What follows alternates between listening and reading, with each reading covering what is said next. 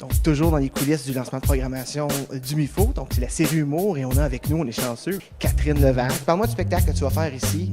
Tu fais 4 représentations. C'est vendu, assez pas d'avoir des billets. Et on va sûrement revenir. C'était inattendu que tout ça se passe. Surtout que la salle, elle est nouvelle. Moi, je suis montée sur scène tantôt, c'est la première fois. La salle, elle est vraiment belle et tu vois qu'elle est construite pour le rire. Des fois, tu arrives dans des salles, c'est comme, ouais, c'est beau, mais ça sera pas le gros char. Je sens que ça va être le gros char aussi. Je sens vraiment que ça va être le fun. Ça me tenait à cœur aussi de faire quand même une première ici. Tu sais, le modèle humoriste, c'est une première à Montréal, tu fais une première à Québec, puis après, tu pars en tournée. Puis moi, je trouvais ça quand même bizarre de faire une première à Québec quand je suis pas en faire ici. Je trouvais ça quand même assez bizarre. Alors, ça m'a vraiment tenu à cœur d'en faire une ici aussi. Puis j'ai vraiment hâte. C'est la première à laquelle j'ai le plus hâte. Moi, je suis habituée de faire des galas, juste pour rire, des affaires où c'est tout le temps 6 minutes, 7 minutes, 15 minutes. On fait des 20 minutes tout le monde. Et là, il n'y en a pas. C'est moi qui choisis.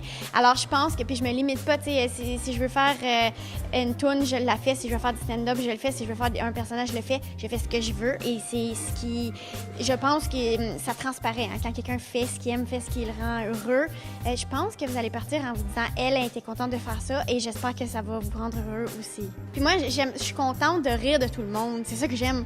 J'aime rire de tout le monde. J'aime rire de toi, de moi, de n'importe qui. Puis je pense que je vais continuer à le faire. Puis je le fais parce que c'est moi, parce que j'ai grandi ici. Puis je vais pas justement m'inventer une. Puis en même temps, je vois pas pourquoi je ferais ça parce que tu sais, beaucoup de gens vont dire, est-ce qu'au début tu étais complexé, par exemple, d'aller gagner ta vie en français au Québec? Puis j'aime de quoi tu parles?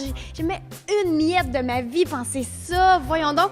Moi, même si c'est une force, les différences, c'est des forces. Puis c'est ça. Qu'est-ce que les souvenirs que tu gardes de venir à Orléans faire de l'impro? Ben, c'est les meilleurs souvenirs. C'était les mercredis. Ben, t'étais là. Oui. Puis c'est vraiment là. Mais à l'époque, c'est pour ça que je le dis aux jeunes à l'école, t'as l'impression que tu fais ça puis que ça te donne rien ou que ça n'a pas de sens.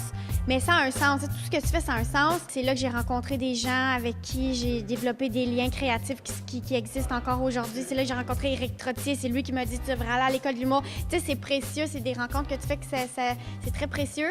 Et puis, c'est vraiment là que tu te développes aussi comme créateur un peu, comme humoriste. Ça a eu un impact considérable, je le dis tout le temps. Catherine, merci beaucoup. Merci!